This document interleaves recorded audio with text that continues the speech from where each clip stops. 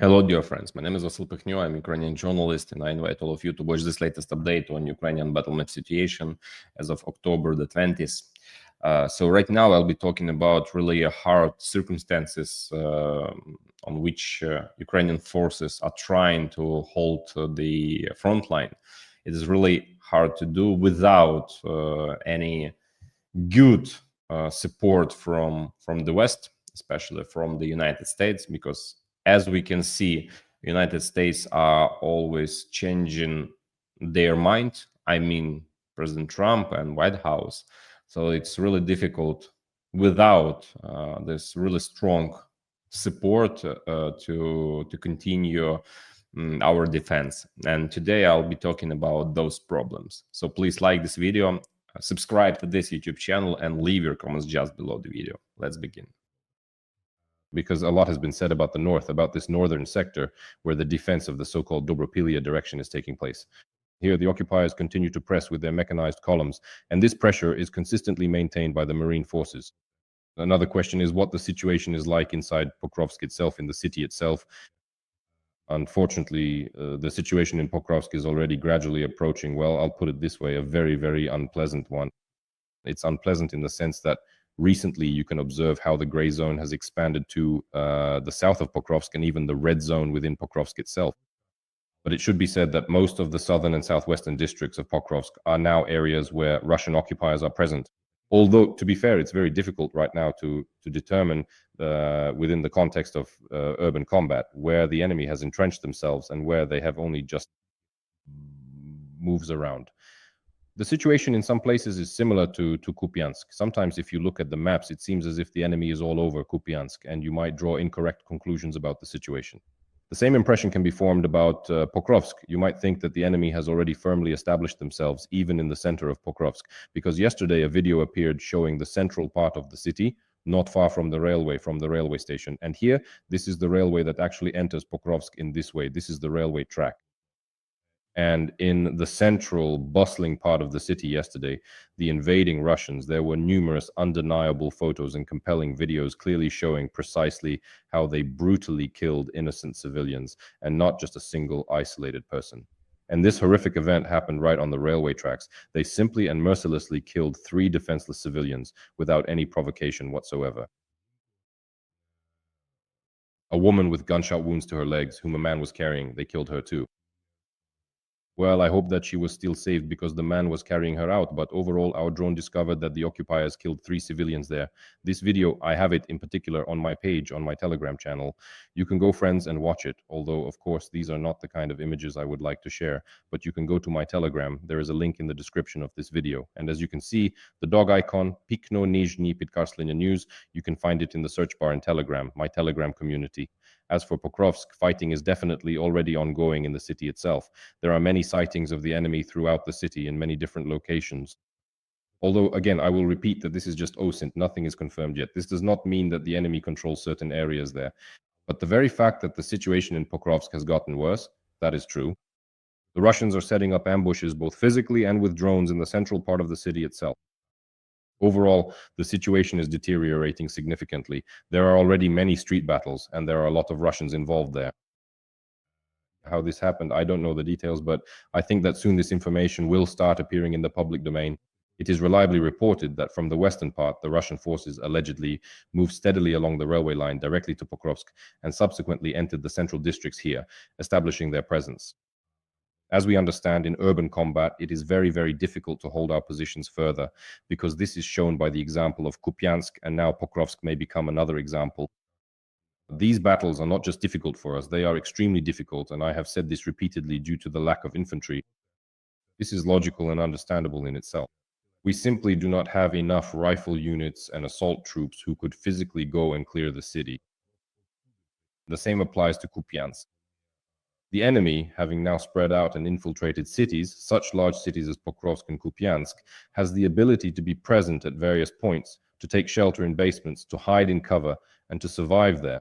Plus, on top of all this, with each passing day that a Russian occupier survives, one who hasn't been detected and killed by our drones or physically eliminated on foot by our assault groups, these groups end up drawing more and more of our troops' attention. This prompts our command to make decisions in favor of redirecting more and more units there for clearing operations, including assault units and assault troops that are supposedly about to be formed. And all of this, it's a matter of reserves. It's all a question of reserves, of the fact that this is taking up a lot of our attention. Unfortunately, the enemy has already started to advance in Pokrovsk, just as they have in Kupiansk. However, I hope that the situation is not as critical as it once was in Kupiansk, but right now it's definitely very difficult to objectively assess how things are really unfolding in our main defensive stronghold in Donetsk region, especially relying solely on open sources, which is what I use and which I have access to. Besides this, there is another very important detail that exists, and it is connected to mechanized attacks, to these kinds of assaults in general. The adversaries we are facing now, specifically the Russians, wherever columns are advancing or where they attack with infantry, they pay enormous attention to destroying any of our defensive positions and, in general, to exerting overwhelming firepower. This firepower is delivered both by artillery as well as by drones, particularly FPV drones, and also by a large number of glide bombs. There has been a huge trend of increasing numbers of glide bombs recorded on all priority sections of the front, starting from October, and it has already been 20 days now. In particular, the 7th Air Assault Corps, which is holding the defense in Pokrovsk, is demonstrating this very clearly. The intensity and dynamics of the glide bomb strikes. You can see that since the beginning of October on Hryshini, which is the logistical component, the logistical connections for Pokrovsk, the enemy dropped 212 glide bombs on Lysivka, 52 on Pokrovsk itself, and 108 and 56 on Mirnohrad. There has been a significant increase in the intensity and dynamics of glide bomb strikes on this section of the front. The same kind of fire damage is observed, for example, on the neighboring Kostyantynivka section of the front near Pokrovsk. Just recently, the Russians also carried out mechanized assaults on Vasyl Yar, but they were unsuccessful. However, I repeat, the main danger is that when the Russians focus on a particular section of the front, they simply destroy it. They destroy everything in their path. And as for Kostyantynivka, the destruction that Kostyantynivka is experiencing right now is simply incomprehensible. The photos are from the press service of the 24th Separate Mechanized Brigade, named after King Danilo, taken by their press officer Ole Petrashuk. He is simply a professional photographer, takes fantastic shots, and these photos are filled with immense pain. Considering that Kostyantynivka was, until very recently, a frontline city, a dangerous frontline city, yet life was thriving there. And now just look at what is happening in Kostyantynivka. It is truly experiencing total destruction. Here, in fact, is the winding of fiber optic drones, which is further evidence of just how effective it is. Russian glide bombs are actively, or rather constantly, hitting there, and this photo, well, in a way, is an artistic masterpiece. Huge respect to Ole, who managed to capture a white cat in the middle of a destroyed church. Honestly, there really is something magical about this photo, but at the same time, all that magic also reflects all the misery that the Russians have brought to Kostyantynivka. The very fact, let me repeat, the main point of all these enemy attacks that are happening now is not just that their assault groups outnumber our defenders on the front line, or that their columns are currently attacking the front in significant numbers, but that we still have no means to counter the glide bombs, which simply wipe out all positions, erase cities, destroy fortifications, wipe out Pokrovsk, wipe out Kostyantynivka, wipe out Mirnohrad, wipe out Kupiansk, wipe out Lyman. By the way, last week in Lyman as well, I was talking about these areas where the 3rd Assault Brigade recently showed how they were clearing out positions north of the settlement of Novopavlivka. Well, in just a few days, 67 glide bombs hit from the enemy's side here, and at this pace, holding the defense in these areas is simply impossible, just outright impossible. Strikes with FABs, drones on fiber optics, and on top of all that, an incredibly large number of enemy reconnaissance drones, which scan all supply routes and approaches to the city that our logistics use. This shows that the Russians are preparing a very, very serious offensive operation ahead, in which they will be using and are already using elements of modern warfare. Next, we'll move on to the Novopavlivka Oleksandropol section of the front, and I'll show this visually what these modern methods of warfare are about. But they understand perfectly well that by knocking out our logistics with long-range weapons, or even not just long-range, but mid-strike, medium-range weapons, they disrupt our logistics, and that's it. And we are left defenseless. Next comes the phase of urban combat. As they enter populated areas, the Russians understand again they still have their advantage due to their numbers, which means we can't hold the city. And these are the factors that are now having a very, very critical impact on our defense, particularly even in the direction of Lyman. By the way, recently on the deep state map, these changes have occurred with a phenomenal expansion of gray zones around Lyman. Here, I'll highlight the boundaries of these gray zones that have appeared on the deep state map. These gray zones show that the Russians, once again, having probed the area, after trying to attack Yampil and failing to take it, they were stuck here for about a month. They realized this wasn't what they needed to do, and so they changed their tactics. And their separate small groups began to move further through the forest, bypassing Yampil toward Lyman, and likewise bypassing Zarikny toward Lyman as well. Now, some enemy groups are already appearing on the outskirts of Lyman, which, again, this is a very dangerous trend because the enemy usually does this under the cover of night, by the way, in small groups penetrating this deep into the territory. At the moment, all of this is happening without the enemy consolidating their positions.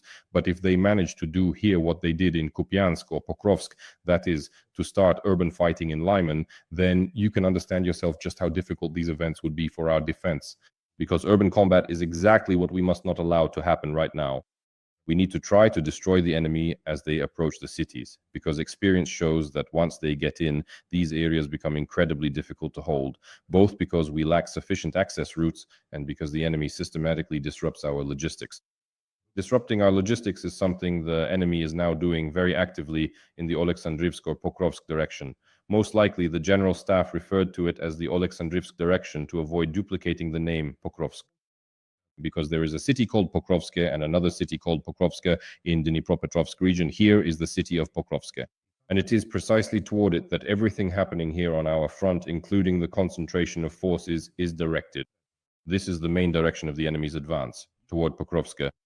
Recently, there have also been several disruptions to our logistics here, including in the settlement itself. The settlement of Pokrovsk is separated from the settlement of Oleksandrivka by the Vovcha River. There are crossings over the Vovcha River here. This bridge is 1 and this bridge is 2. It appears that the enemy has already knocked out both of these crossings, and there is corresponding video evidence. With their Kabis, they are targeting our logistics right between Oleksandrivka and Pokrovsk. Once again, those damned cabs, which have obviously become more accurate. Every voice matters. Join our community, support independent journalism and help us bring you the truth from Ukraine. Become a member of Ukraine Today. Join us now.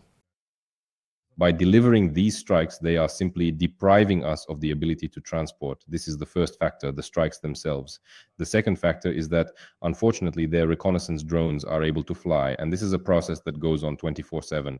We shoot them down, they reappear. We shoot them down, they reappear. The Russians had this technological advantage in terms of reconnaissance drones, and they continue to nurture it very, very actively. Another crossing. In these same areas, this is the settlement of Kolomytsi, right here between the villages of Kolomytsi and Tiche, and also here between Pokrovska and Oleksandrivka and Kolomytsi-Tiche. The Russians are also targeting this crossing. This time, though, they're not using Kiabis, but drones. Just look at the intensity. How many drones are coming in? It's like a whole swarm of drones is flying to the exact same location, whether it's 3 or 4 of them, and as a result, we can see this damage. Crossings in the area of the settlement of Kolomytsi. Here's another location where the Russians are also attacking with drones. And this is right in the settlement of Pokrovsky. They don't always hit accurately, but you can be sure that after a day, 2, 3, or 10 such attacks, the bridges won't hold. In this way, the Russians are very calmly, in a sense, knocking out our logistics. This is just a catastrophic and dangerous trend. This is simply a hyper-dangerous trend that we've now approached on this section of the front, the one currently referred to as the Oleksandrivsky direction. Moreover, it's also worth noting the recent advances by the Russians on what is essentially the Huliaipole direction, which is further south in the Zaporizhzhia region. Here is the settlement of Huliaipole and everything happening to the east. So beyond this line, everything here is also causing very serious concerns. So after all, we can see the latest changes on the deep state map, which show advances first in the area of the settlements of Pavlivka and Ospenivka. Here is the shaded territory. The next day, changes on the deep state map show advances in the area of Malinivka and Poltavka. Moreover, the Russians are also showing their footage from Poltavka with their aqua-fresh flags, displaying that they have raised their flags here and, as they say, have already liberated it. It's quite a pity about the significant river that once flowed here with a very peculiar and indeed memorable name. I have unfortunately forgotten its exact name. Well, perhaps now, Yanchu, yes, here, the Yanchu River. Apparently, the Russian forces have already managed to successfully cross it. Here's precisely how this important river flows, and they have indeed managed to cross to the western bank of this particular river, effectively taking both the settlement of Poltavka and, quite interestingly, also very recently capturing the town of Novy Mykolaiv. Those were the reports. These are units of the Russian army that entered there literally just last night, despite all the successful measures Ukraine had taken here to destabilize the situation a few days ago. Unfortunately, at this point, we can say that this section of the Huliaipole front is collapsing for us. And this is the threat I spoke about earlier, the advance that was happening on the border of Donetsk, Dnipropetrovsk, and Zaporizhzhia regions. This is the threat that is now starting to loom as a real danger, the encirclement of Huliaipole, the possibility of reaching the rear of Huliaipole, or even creating a pincer movement around Huliaipole from all Zaporizhzhia directions. Right now, this particular and significant threat seems highly likely to become quite critical for the continued and successful continuation of the defense efforts. Unless the precarious situation with the enemy's relentless advance in the crucial area of Uspenivka is decisively stopped and contained. I understand that the information I'm sharing right now is probably very unpleasant, but let me finish with something a bit more positive. Yesterday, there were also reports that our troops managed to eliminate a high-ranking officer in Zaporizhzhia, even though his rank was Lieutenant Vasyl Marzoev. But his high status lies in the fact that he is the son of the commander of the 18th Combined Arms Army of the Russian Federation, General Marzoev. Marzoev Jr. was 21 years old. He was assigned there. He was posthumously nominated for the title of Hero of the Russian Federation. But, well, the essence is that his father was at least deeply hurt by this, obviously because his father leads the 18th Combined Arms Army, which is stationed in Crimea and fights in the Kherson direction. And all those shellings of the civilian population of Kherson are precisely his doing. That is why, well, I understand that this is too small a vendetta, but at least how many of these high-ranking officers have already been taken out by our drones in the Zaporizhzhia region? Well, to their number will now be added the son of the commander of the 18th Combined Arms Army. War is terrible, my friends.